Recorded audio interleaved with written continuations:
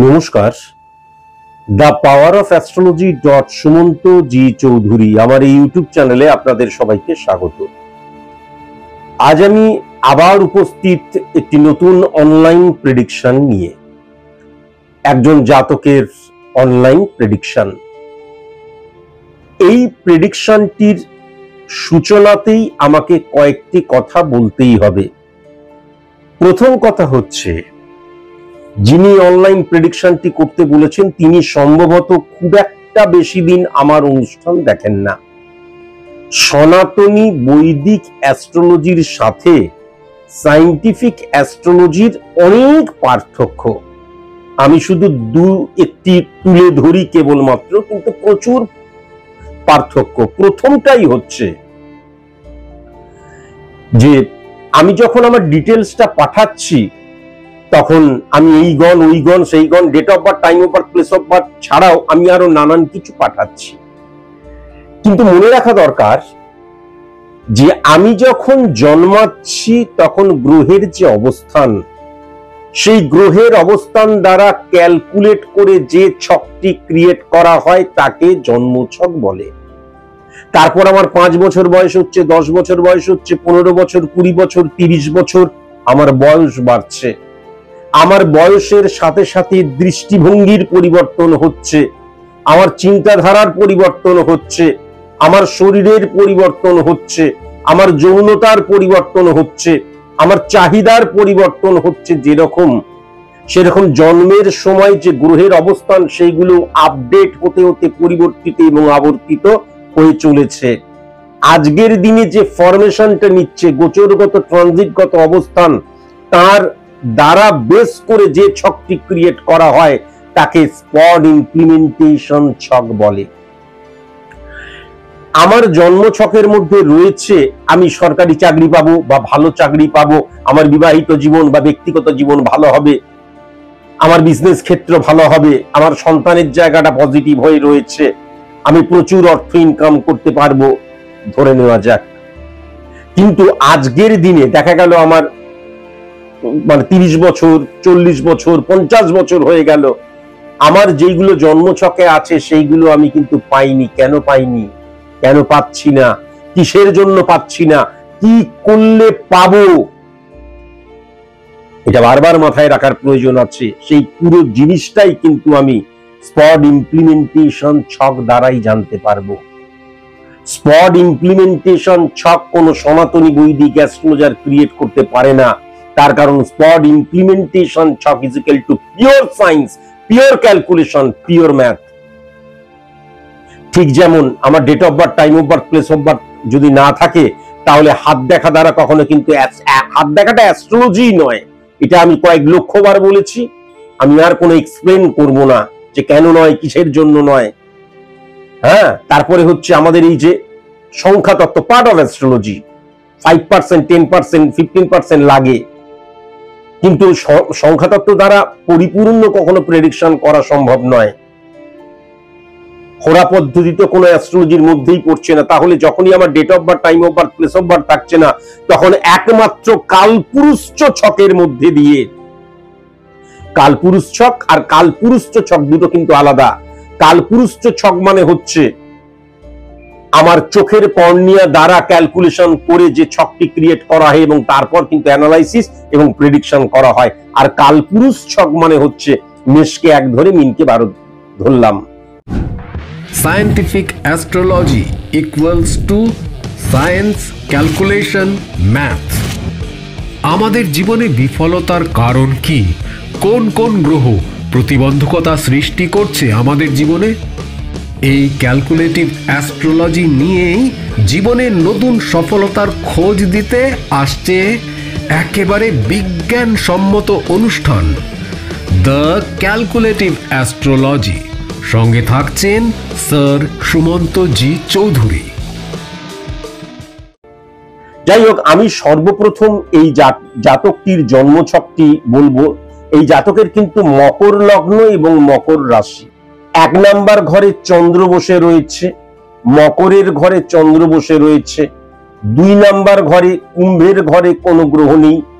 3 number ঘরে মিনের ঘরে শুক্র, কেতু এবং মঙ্গল। 4 নাম্বার ঘরে মেষের ঘরে সূর্য এবং বুধ। 5 নাম্বার ঘরে বৃষর ঘরে বৃহস্পতি। 6 নাম্বার ঘরে মিথুনের ঘরে কোনো গ্রহ নেই। 7 নাম্বার ঘরে কর্কটের ঘরে শনি। 8 নাম্বার ঘরে সিংহের ঘরে কোনো গ্রহ নেই।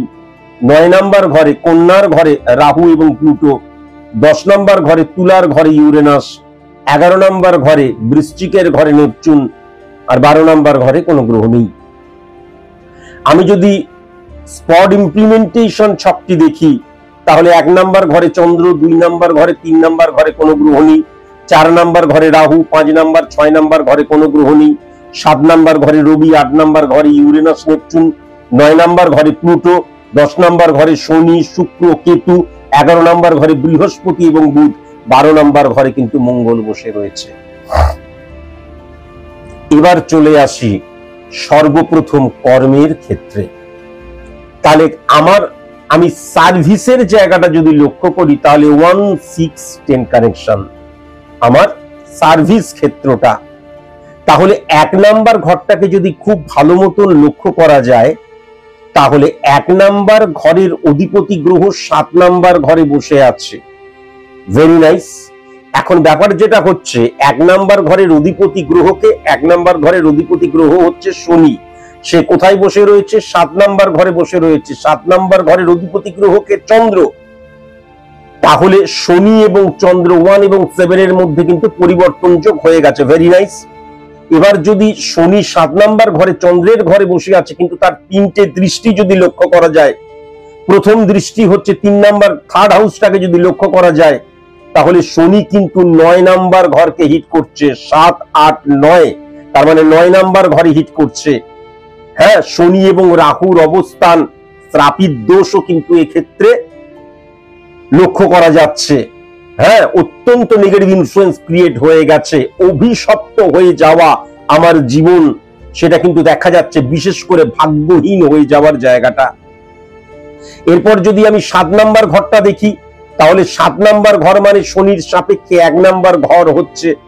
তাহলে সেই 1 নাম্বার ঘরের অধিপতি গ্রহ 2 নাম্বার ঘরের অধিপতি গ্রহ 7 নাম্বার ঘরে বসে রয়েছে।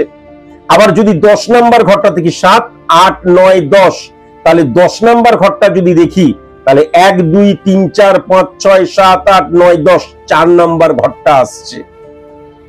কেমন? শনির 3টে দৃষ্টিতে শনির লাস্ট যে দৃষ্টি 10 নাম্বার ঘরটা যদি দেখি তাহলে সেখানে সূর্য, সেই সূর্য বসে আছে মঙ্গলের ঘরে, কিন্তু সেই সূর্য 8 নাম্বার ঘরের অধিপতি গ্রহ।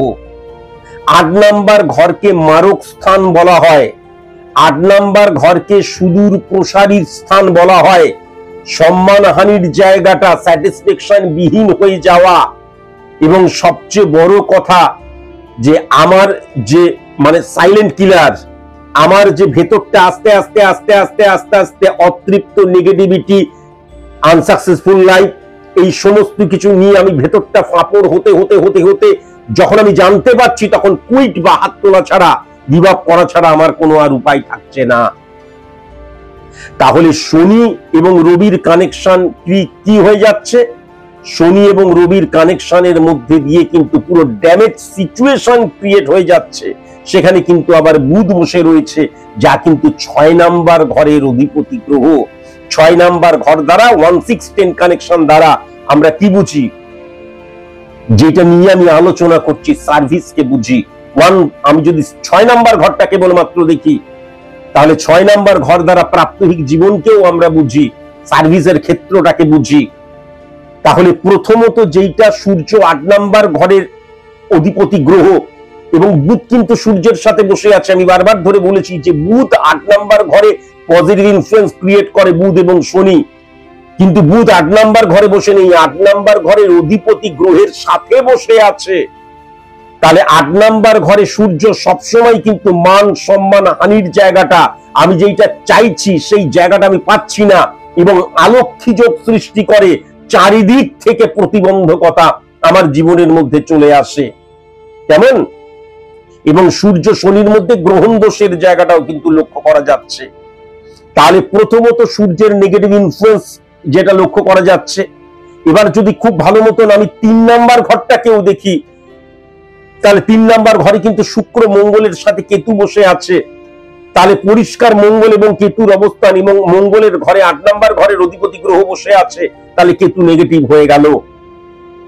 তাহলে এই ক্ষেত্রে আমি যদি খুব ভালো মতন দেখি 1 6 10 কানেকশন, 6 নাম্বার ঘরটা নিয়ে বললাম, এবার যদি 10 নাম্বার ঘরটা বলি, তাহলে 10 নাম্বার ঘরের অধিপতি গ্রহ কিন্তু শুক্র, সেই শুক্র কিন্তু 3 নাম্বার ঘরে উচ্চস্থ হয়ে বসেছিল, কিন্তু সেখানে মঙ্গল বসে আছে।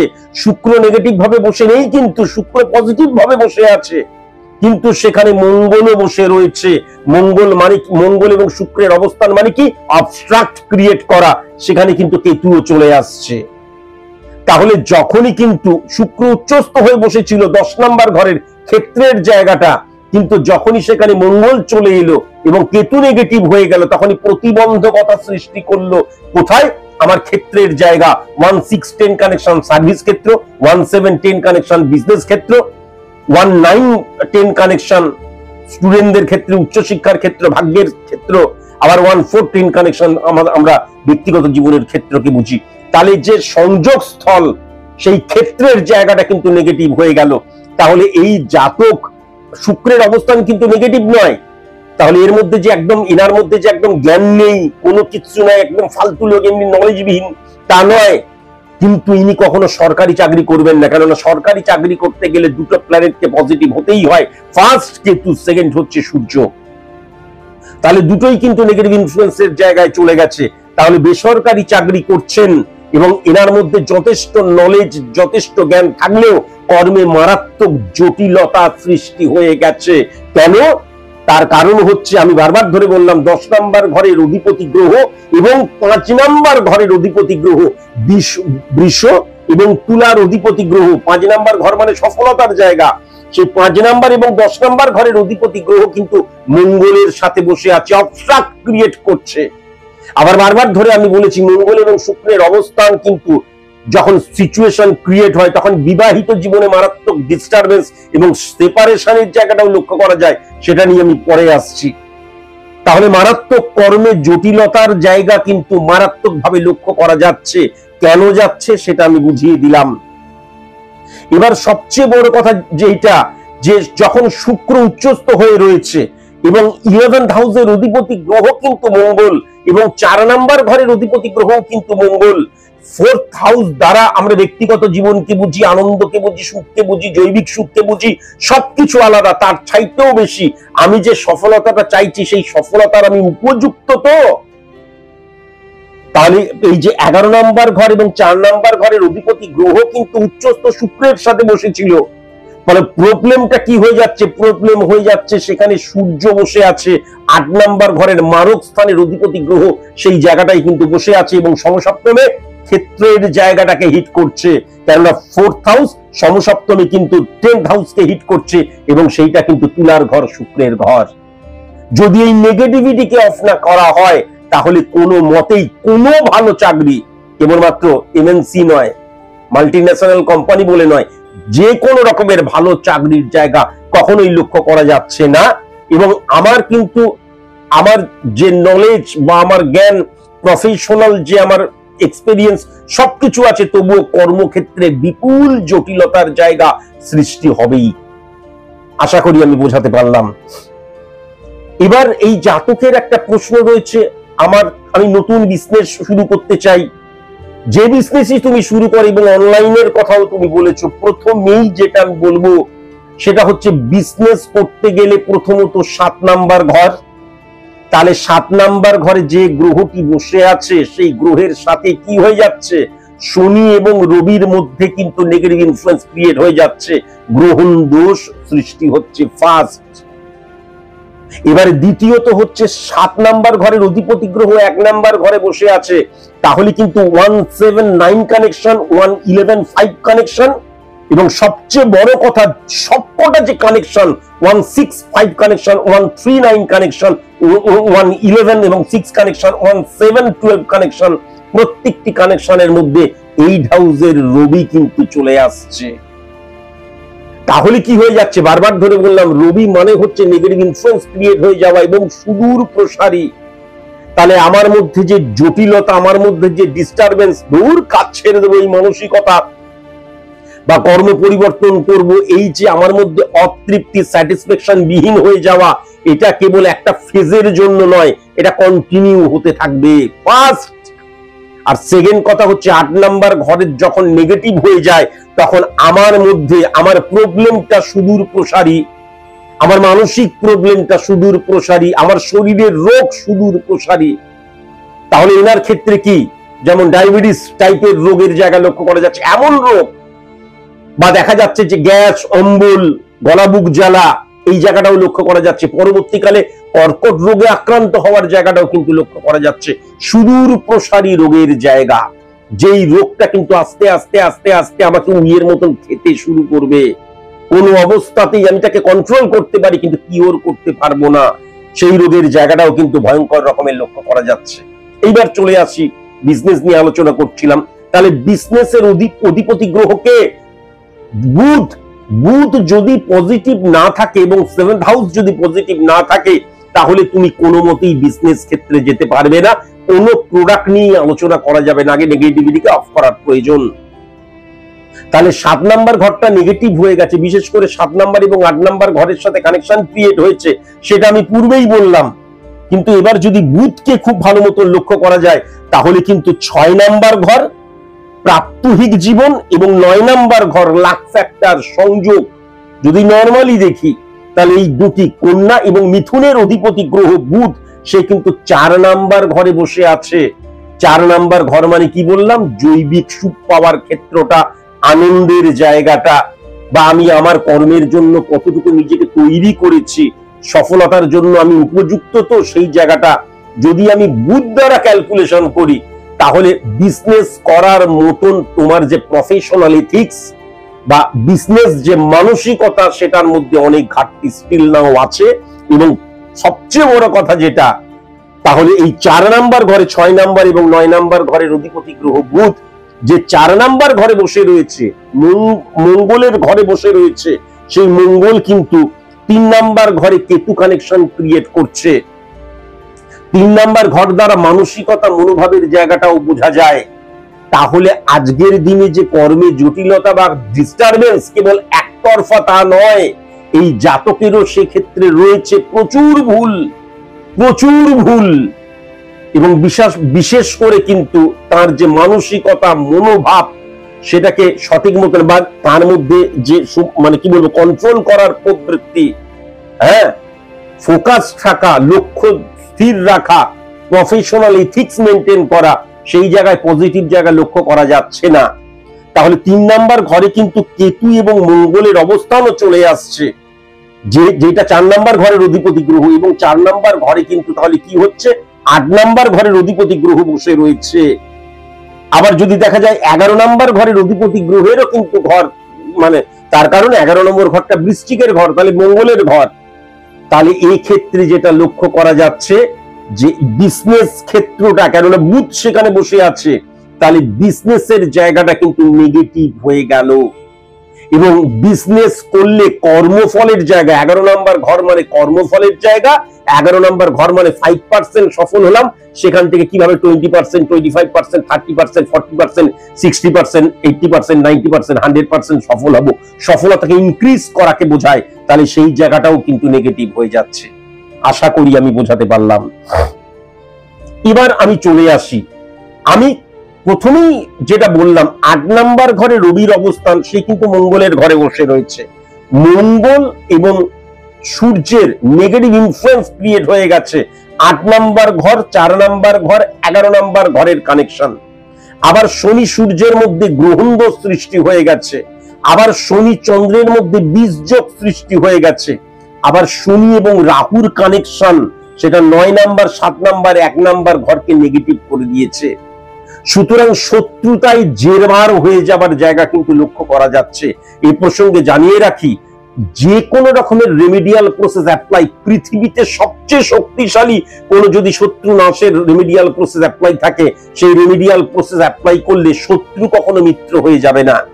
মানে যে তোমার সাথে গুপ্ত শত্রুতা মানে দ্বিচারিতা, দুটি চরিত্র কাজ করে, ভালো আছেন আপদ কোথাকার, এই যে দুটো চরিত্র, তাহলে এই দ্বিচারিতা, শত্রু কখনো মিত্র হয়ে যাবে না, সে তোমার ফরে হয়ে যাবে, তোমার হয়ে যাবে।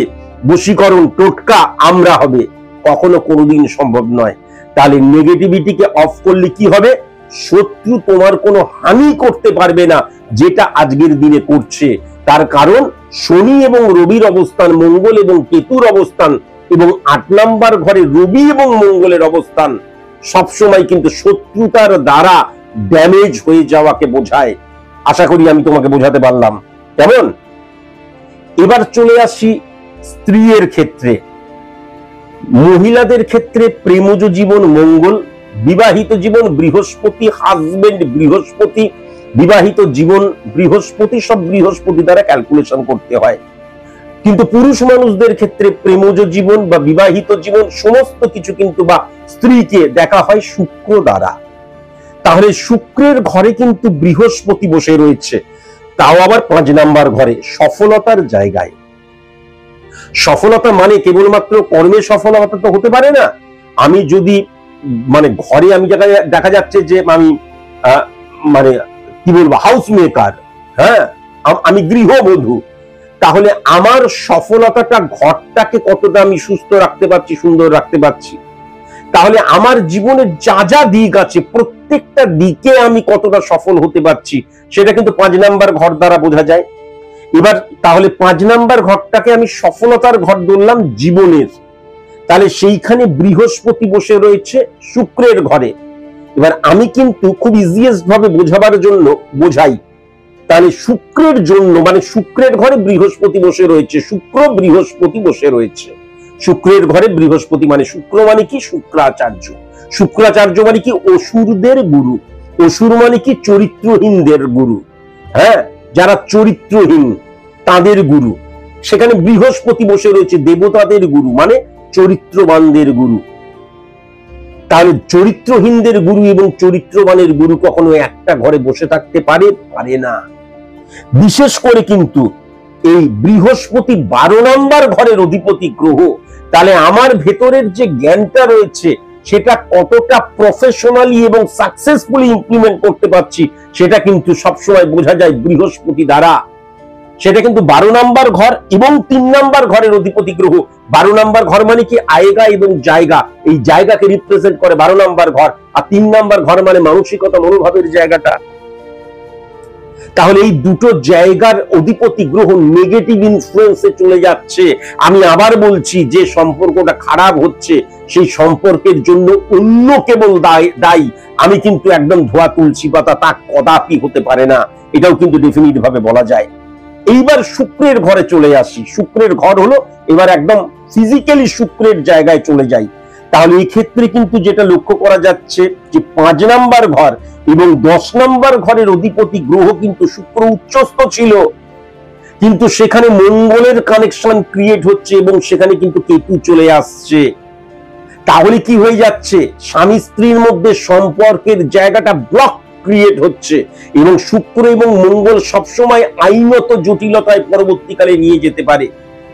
আমার যে স্বামী স্ত্রীর সম্পর্ক, আমার যে বিবাহিত জীবনের সম্পর্ক, আমার যে কোরিয়াল সম্পর্ক, সেটা হঠাৎ করে ব্রেক হয়ে যাবার জায়গাটাও কিন্তু প্রবল মাত্রায় লক্ষ্য করা যাচ্ছে। তাহলে এই নেগেটিভিটি গুলোকে অফ করা ভীষণ প্রয়োজন। 1 2 3 4 5 6 7 আবার যদি খুব ভালো মতন এই শুক্র এবং কেতুর অবস্থান এবং মঙ্গল শুক্র এবং কেতুর অবস্থানকে সমসপ্তমে দেখা যায়, তাহলে কিন্তু 9 নাম্বার ঘরে রাহুকে হিট করছে। রাহু রিপ্রেজেন্ট করে কিন্তু ইমোশন, আবেগ, ইলিউশনকে। তাহলে এই সম্পর্কটা যে নড়ে যাচ্ছে, এই সম্পর্কটার ভিতটা যে বা গিটটা যে আলগা হয়ে যাচ্ছে, তার পেছনে কিন্তু ইলিউশনে আক্রান্ত হওয়া, আবেগ দ্বারা মিস্টেক করে ফেলা, সিলি মিস্টেক এবং সঠিক মতন মর্যাদা না পাওয়া, না দেওয়ার জায়গাটাও কিন্তু লক্ষ্য করা যাচ্ছে। হ্যাঁ, আইডেন্টিটি ক্রাইসিসের জায়গাটা লক্ষ্য করা যাচ্ছে, সন্দেহ প্রবণতার জায়গাটা লক্ষ্য করা যাচ্ছে, অ্যাডজাস্টমেন্ট না হওয়ার জায়গাটা কিন্তু লক্ষ্য করা যাচ্ছে। এখান থেকে ভেরি ভেরি কসাস এবং কনসাস কিন্তু অবশ্যই হতে হবে। আবার আমি এই যে 4 নাম্বার ঘর মানে ব্যক্তিগত জীবন বললাম, তাহলে ব্যক্তিগত জীবন 4 নাম্বার ঘর, সেখানে 8 নাম্বার ঘরের অধিপতি গ্রহ রয়েছে। তাহলে ব্যক্তিগত জীবন কখনো আমার সুখকর সমৃদ্ধিকর হতে পারে না। এবং সবচেয়ে বড় কথা, গৃহে আমার পার্সোনাল লাইফে বা গৃহে যে অশান্তিটা হবে, সেই অশান্তিটা কখনো 1 মাস বা 6 মাস বা 1 বছরের জন্য হবে না, লেন্দি প্রসেস। তার কারণ 4 নাম্বার ঘরে কিন্তু 8 নাম্বার ঘরের অধিপতি গ্রহ বসে, 8 নাম্বার ঘর মানে মারক স্থান এবং লেন্দি প্রসেসের স্থান, সেটাও আমি লক্ষ্য করতে পারছি। এবং সবচেয়ে বড় কথা, 8 নাম্বার ঘর মানে সম্মানহানির জায়গাটা বললাম, তাহলে গৃহের মানুষজনদের সাথেও কিন্তু আমার এমন সম্পর্ক ক্রিয়েট হবে যে সম্মানহানির জায়গায় চলে যাবে, সেটাও কিন্তু পরিষ্কার লক্ষ্য করা যাচ্ছে। আশা করি আমি বোঝাতে পারলাম। এবার আমার নেগেটিভ স্থান কোথায় রয়েছে? 3 নাম্বার ঘর। 3 নাম্বার ঘর দ্বারা ভাইকে বোঝা যায়। আবার যদি আমি চন্দ্রের জায়গাটা দেখি একদম কোলাপস করে গেছে, তার কারণ এই যে শনির সাথে সমসপ্তম হিট করছে, সেক্ষেত্রে কিন্তু আমি যদি দেখি গ্রহণ দোষের আন্ডারে চন্দ্র চলে আসছে, তাহলে মা, ভাই এরা সবাই কিন্তু তোমার বিপক্ষে চলে যাবে। সেটা পৈতৃক সম্পত্তি হোক, তোমার মানসিকতা হোক, যে কোনো কারণের জন্যই তারা কিন্তু কখনো তোমার সাথ বা তোমার হ্যাঁতে হ্যাঁ মেলাবে না। ভাই, মা এরা সবাই কিন্তু তোমার অপোজিটে চলে যাবে, তোমার বিরুদ্ধে চলে যাবে। এটা কিন্তু মানে মানে একদম 100% বলে দেওয়া যায়। অর্থনৈতিক স্টেবিলিটি কোনোদিনই তোমার আসবে না, এবং অর্থনৈতিক স্টেবিলিটিটা ফ্লাকচুয়েশন ক্রিয়েট করবে। কেন না? সেকেন্ড হাউস দ্বারা অর্থনৈতিক জায়গা, সেকেন্ড হাউস দ্বারা সঞ্চয়ের জায়গা বোঝা যায়। তাহলে সেকেন্ড হাউসের অধিপতি কোথায় বসে রয়েছে? সেকেন্ড হাউসের অধিপতি আমার মনের ঘরে বসে রয়েছে, 7 নাম্বার ঘরে বসে রয়েছে, এবং সেটা চন্দ্রের ঘর। 7 নাম্বার ঘর মানে কিন্তু পার্টনারশিপের জায়গাটাও লক্ষ্য করা যাচ্ছে। পার্টনারশিপ মানে কেবল পার্টনারশিপ বিজনেস করছি তা নয়, আমি যে কলিগসদের সাথে কাজ করছি তারাও তো আমার পার্টনার। এই যে তুমি আমি মিলে আমরা সঠিক মতন অ্যাডজাস্ট করার ক্ষমতা আমি কিন্তু লক্ষ্য করতে পারছি না, এবং কাজ করিয়ে নেওয়ার ক্ষমতা এবং সঠিক মতন সংগঠন তৈরি করার জায়গাটাও কিন্তু লক্ষ্য করা যাচ্ছে না। তা বলে আমি রাজনৈতিক সংগঠনের কথা বলছি না, কি বলছি নিশ্চয়ই তুমি বুঝতে পারছো। তাহলে এই ক্ষেত্রে যেটা পরিষ্কার লক্ষ্য করা যাচ্ছে, সেকেন্ড হাউসের অধিপতি গ্রহ শনি, সে কিন্তু প্রথমত রাহুকে হিট করছে, তাহলে প্রবল খরচা হয়ে যাওয়ার জায়গাটাও লক্ষ্য করা যাচ্ছে। আবার শনি কিন্তু শনিকেই হিট করছে, আবার শনি কিন্তু সূর্যকে হিট করছে, 8 নাম্বার ঘরের অধিপতি গ্রহকে। তাহলে এক্ষেত্রে কিন্তু সেকেন্ড হাউসটা নেগেটিভ হয়ে গেল, এবং অর্থনৈতিক যে 8 নাম্বার ঘর দ্বারা ফ্লাকচুয়েশনকে বোঝা যায়, আমি অন্তত কয়েক লক্ষ বার বলেছি। তাহলে অর্থনৈতিক ফ্লাকচুয়েশনের জায়গা, সঞ্চয় না হওয়ার জায়গা, এবং স্টেবিলিটি কখনো কিন্তু অর্থনৈতিক জায়গায় আসবে না, এটা ডেফিনিট ভাবে কিন্তু বলা যায়। কেমন? অর্থনৈতিক জায়গায়। আবার তুমি প্রাত্যহিক জীবনের জায়গায় বলেছো, তাহলে 6 নাম্বার ঘরের বুধ, সে যখন 8 নাম্বার ঘরের কানেকশনের সাথে বসে থাকে, এবং যখন বুধ 9 নাম্বার ঘরের অধিপতি গ্রহও কিন্তু বুধ, সেও যখন 8 নাম্বার ঘরের কানেকশনে বসে থাকে, তাহলে কি হয়ে যায়? প্রাত্যহিক জীবনে আমি কখনো স্যাটিসফাই হতে পারি না। প্রত্যেকটা দিন আমার জীবন মৃত্যুর মতন হয়, স্যাটিসফ্যাকশন বিহীন লাইফ লিড করি।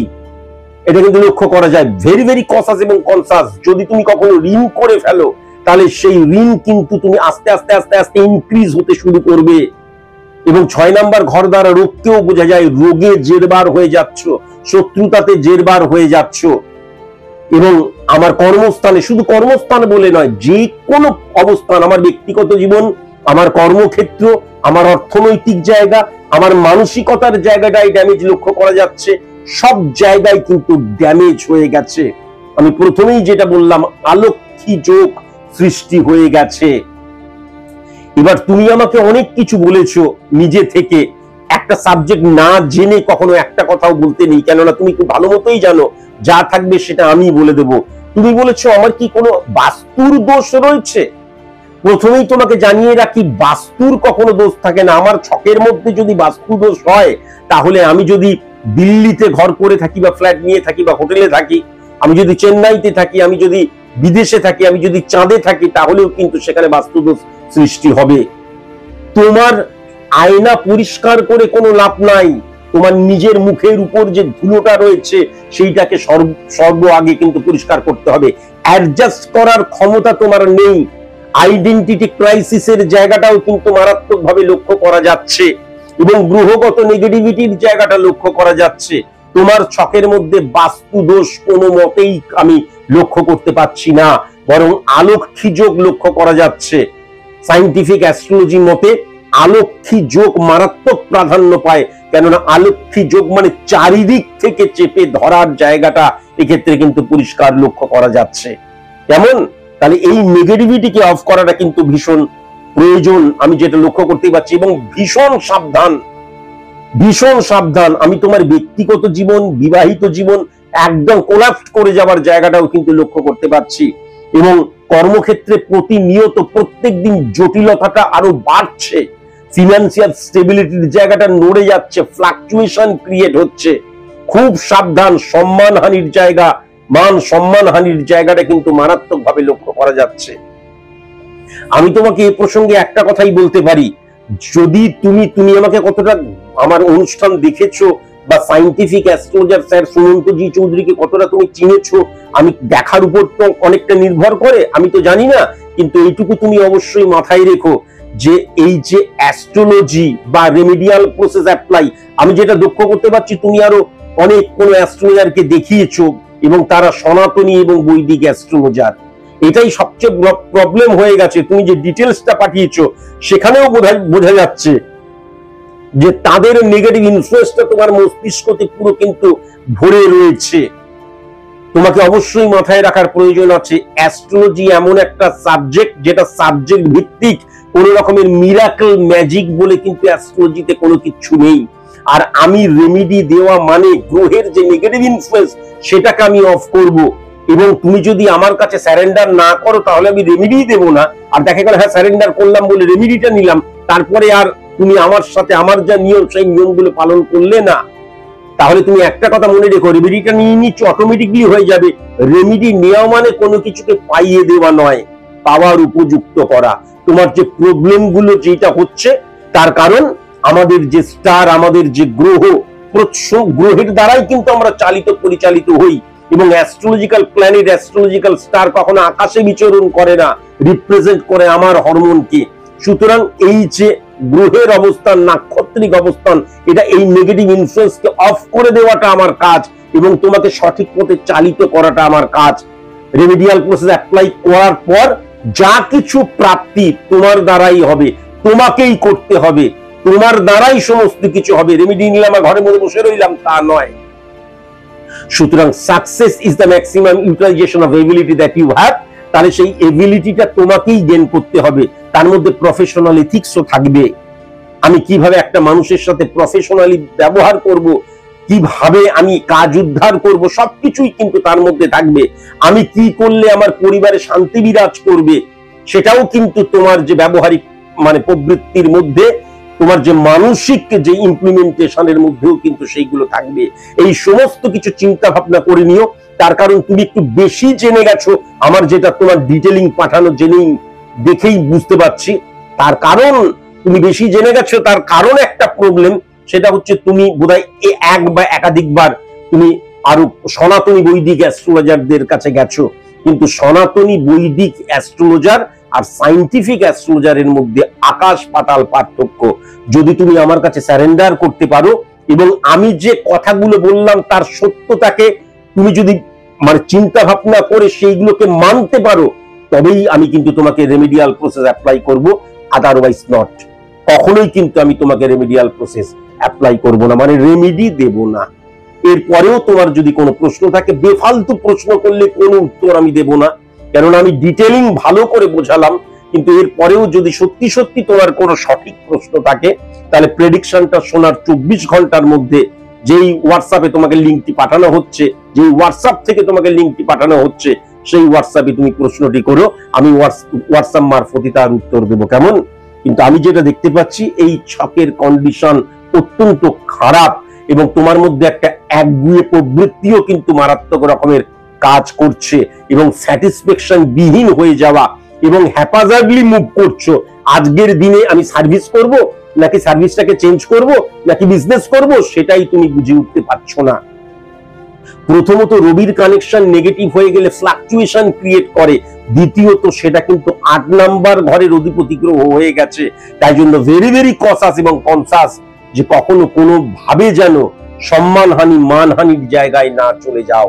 এবং কখনো যদি মঙ্গল এবং কেতুর অবস্থান, কখনো যদি আইন আদালত পুলিশি ঝামেলা হয়, সেটা ব্যক্তিগত জীবন বা সেটা কর্মের ক্ষেত্রে, যে কোনো ক্ষেত্রে, তাহলে তোমার ফেভারে কিন্তু সিদ্ধান্তটা যাবে না। তাই জন্য ভেরি ভেরি কসাস এবং কনসাস। আজকের মতন এইটুকুই, নমস্কার। জ্যোতিষ কোনো রঙিন চশমা নয়, হে ঈশ্বর আমায় অমরত্ব দাও। তাই সাদা চোখে সত্যিকে দেখতে শিখুন। যুক্তিতে মুক্তি চাইলে তবেই আপনি স্বাগত বিজ্ঞান ভিত্তিক জ্যোতিষ গণনার এই অনুষ্ঠানে। স্যার সুমন্ত জি চৌধুরী।